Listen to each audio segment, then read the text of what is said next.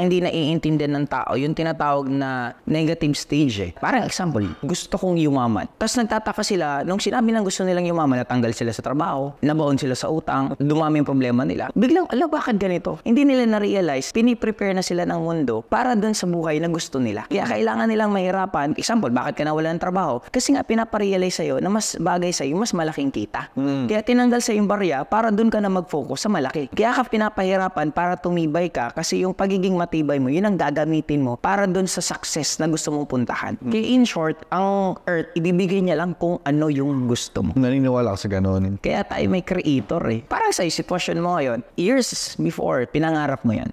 Pinangarap mo sitwasyon mo, pinangarap mo yung nakaupo kang ganyan, pinangarap mo yung ganito ka. Inisip mo na to before pa, bago pa mangyari. Kaya technically, lahat ng gusto natin na nangyayari ngayon, one way or another, inisip mo yan ng past. Kumbaga guys, merong quote na sinasabi kapag nahihirapan ka na sa tamang landas ka na. Oo.